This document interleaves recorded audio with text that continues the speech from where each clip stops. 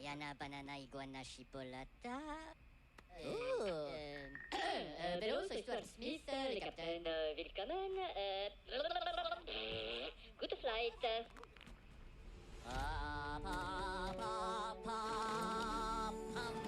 Peanut?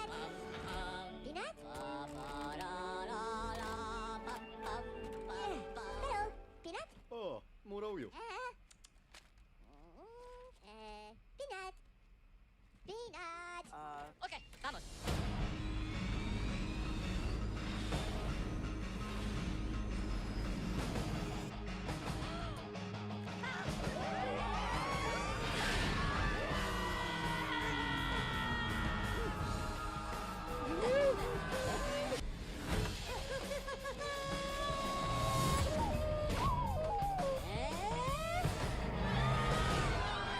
Laissez-moi,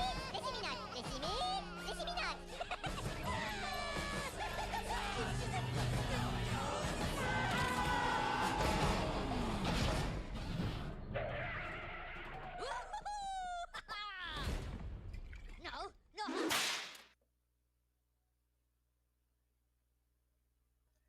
Fala pessoal, tudo bom? Estamos de volta aí para a nossa terceira e última parte da nossa revisão para E, né? Tivemos aí a nossa AP virtual, né? Onde vocês puderam dar uma treinada aí como é que ia ser, como vai ser, né, a nossa E. E agora a gente vai fechar agora, né, o conteúdo da nossa AE, né? Todo o material do trimestre, né? Quero reforçar aqui que é muito importante você assistir as 3 videoaulas, anotar uma por uma, até para poder te ajudar aí chegar na prova e você achar a prova tranquila, né? Tive alguns feedback de alguns alunos, né, que me encontraram pelo corredor do colégio falando que assim, professor, a prova foi muito fácil, a AP2, a AP3, volto a falar, não é que foi fácil. Nós estudamos tanto as matérias, batemos tantas vezes na mesma tecla falando do assunto, que acaba ficando uma coisa mais familiar para você. E é assim que funciona. Qualquer prova que você for fazer, se você vê várias vezes, você vai chegar uma hora que você vai achar que está tranquilo, que está fácil demais, né? Mas quero reforçar aqui que é importante, principalmente para você que está faltando nota para poder passar, né? Alguns alunos precisam de boas notas na E para poder passar direto e não ir para a nossa PRF. E quem são esses alunos? Vamos lá. Bom, a gente viu, né, sobre as divisões regionais do Brasil. A gente aprendeu em sala de aula que existem 3 situações, né, que a gente aprendeu durante nossa caminhada aí nesse trimestre. Vimos que, segundo o IBGE, existe uma divisão, né, em 5 partes, né, que é através da divisão político e administrativa, que divide o Brasil entre regiões Norte, Nordeste, Sudeste, Sul e Centro-Oeste. Essa é a divisão oficial do IBGE. Mas também vimos mais 2. Vimos também que existe o complexo regional, né, os complexos regionais, né, de Pedro Pinchas, né, onde que ele associa os espaços de acordo com as suas semelhanças econômica, histórica e culturais. E é exatamente esse que o nosso livro aborda. E aí ele divide, vamos olhar aqui, ele divide o país em 3 complexos regionais, né, que é o complexo regional Nordeste, o Centro-Sul e o Complexo Regional Amazônia. Vimos também que Milton Santos também, ele teve a sua participação, né? Onde que ele disse que a regionalização ele deveria ser considerado o grau de inserção do meio técnico, científico e informacional, além dos limites político-administrativos, né? Até porque a gente falou que assim que a divisão do Pedro Pinchas é a única que não obedece às divisões dos estados, né? Tanto o do IBGE como do Milton Santos, ele respeita ali, os limites entre os estados. Mas nós vamos focar na divisão do Pedro Pinchas, né? Que é aquele complexo regional onde que ele fica mais ligado aos aspectos naturais e econômicos, né? Que aí dividiu ali entre o Nordeste, Centro-Sul e Amazônia. E é o que o nosso livro didático, né, vem trabalhando. Centro-Sul. Vamos aqui falar do Centro-Sul. O Centro-Sul é a região mais populosa, vimos que ela é a região mais industrializada e ela é a mais rica do Brasil, além de ter a agropecuária mais moderna, né? E é nessa região que a gente encontra as principais redes de serviço, transporte e comunicação do país. Por isso que ela é chamada de Centro-Sul, porque ela abrange não só a região sul, mas também algumas regiões do centro do nosso país, que a gente vai ver mais adiante. O Centro-Sul, por ter a maior ocupação populacional, a maior densidade demográfica, né, ele acaba apresentando alguns contrastes, né, regionais. Né? E o que são contrastes regionais? Olha aqui, ó. São as desigualdades, né, entre as regiões, entre os estados, entre as cidades, e essa desigualdade pode ser econômica, pode ser cultural, pode ser do clima, pode ser do relevo.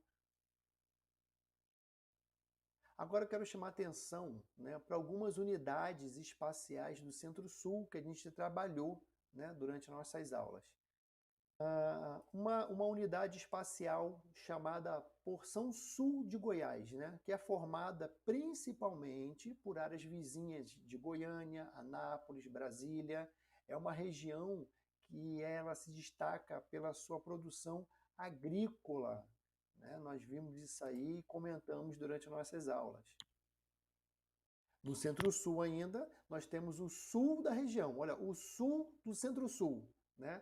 E nessa região, a gente pode vir primeiro na cabeça, como houve algumas dúvidas com relação a esse assunto durante as aulas, quando a gente falava da região sul, né, dessa região Centro-Sul, as pessoas, a primeira coisa que vem na cabeça são os 3 estados da região sul, que é o Paraná, Santa Catarina e Rio Grande do Sul. Só que nós falamos, comentamos em sala de aula que nós também podemos incluir nessa região sul, da região Centro-Sul, boa parte do estado de São Paulo também. Por quê? Porque ele possui muitas características comuns aos 3 estados sulinos, né? Seja ele econômico, seja ele social, e por isso que o estado de São Paulo, né, boa parte dele também faz parte dessa unidade espacial chamada Sul, né? Sul da região Centro-Sul. Zona da Mata Mineira, olha aí, ó, o estado de Minas Gerais, aí no mapa, e logo ali na região do sudeste ali, né, de Minas Gerais, a gente encontra naquela mancha vermelha ali a Zona da Mata Mineira. Por quê? Porque ela está próxima ali à Mata Atlântica. E é nessa área a gente encontra uma área agrícola, né, de pecuária leiteira, onde que ele acaba abastecendo também, além da Grande Belo Horizonte, acaba abastecendo também grande parte do Rio de Janeiro, né? As cidades ali do entorno do Rio de Janeiro, mais próximo ali do estado de Minas Gerais. Ainda em Minas Gerais, nós temos ali a Grande Belo Horizonte e o quadrilátero ferrífero. Olha aí, ó. E o quadrilátero ferrífero nada mais é que aquela região que mais produz minério de ferro do Brasil. E olha aí, ó, quando junta as 4 principais cidades ali em volta dessa região, ela acaba formando um quadrilátero, né? Por isso que é chamado de quadrilátero ferrífero. E o minério de ferro dessa região, quando ele é extraído, por onde que ele é escoado? Aí aqui a gente pode observar no nosso mapa, né, que ele tem uma saída principal ali por ferrovias, que ele segue até Vitória, aonde que ele chega num porto chamado Porto de Tubarão, né, lá no Espírito Santo, e que de lá ele é exportado, né, tanto para o Brasil, em outras regiões, e até para o exterior também. Pantanal, lembrando que a gente está falando da região Centro-Sul ainda. É uma área, né, de planície fluvial, né, cheia de rios, banhada pelo rio Paraguai e seus afluentes, e grande parte dela é inundada, né, determinado período do ano por conta das águas das chuvas. Triângulo Mineiro, vamos voltar lá para o estado de Minas Gerais. Olha só, Lá na região do sudeste ali de Minas Gerais está a nossa zona da Mata Mineira, né? Do lado oposto, né, nessa parte aí vermelha, a gente encontra o Triângulo Mineiro, que é uma área ao sudoeste de Minas Gerais, né, onde que se destaca a cidade de Uberlândia e Uberaba, com as suas atividades agrícolas e pecuária. E diferente da produção de gado leiteiro, aí nesse caso aí o gado é de corte.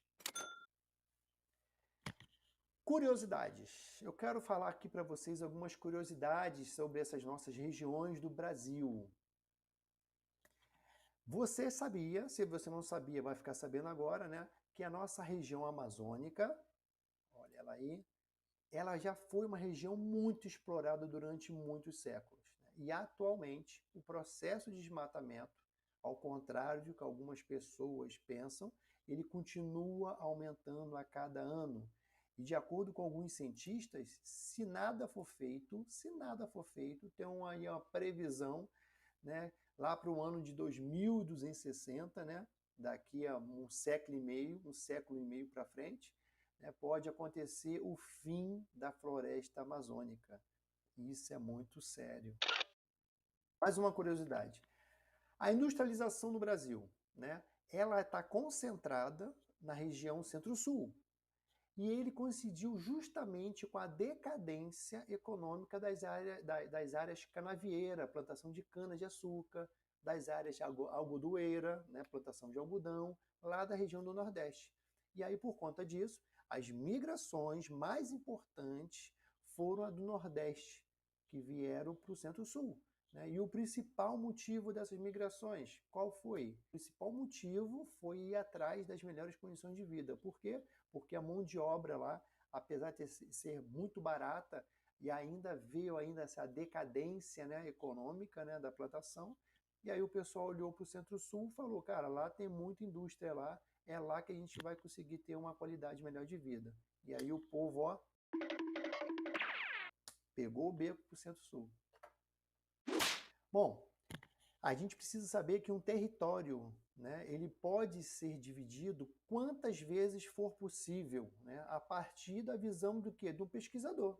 Aqui no caso nós temos o IBGE, né, o Instituto Brasileiro de Geografia e Estatística, nós temos o Milton Santos e nós temos aí o Pedro Pinchas. Quem sabe não aparece aí um geógrafo aí para frente aí, né, que pode ter uma visão diferenciada e ele consiga convencer a comunidade geográfica, né, que o Brasil pode ter mais uma divisão, desde que elas tenham aspectos naturais, histórico, culturais ou socioeconômico. Mas um território ele pode ser dividido, sim, tantas vezes quanto for possível. Só depende da visão do pesquisador. E assim, pessoal, a gente encerra, esgota o nosso assunto, né, da nossa matéria para a nossa AE3. Eu espero que você realmente faça proveito, né, dessas 3 videoaulas, para você chegar na hora da prova lá, você sai achando que a prova foi fácil. Abra a prova assim. Meu Deus, como tá tranquilo essa prova aqui. Mas isso só depende de você, né? Todo o material, todo o conteúdo, todo o conhecimento que você precisa foi disponibilizado para você, né, através dessas 3 videoaulas, onde você pode ver e rever, anotar, fazer suas anotações, pausar e ir para a prova muito tranquilo, para poder fazer uma prova com calma e elegância. Beleza? Um abraço para vocês e boa prova!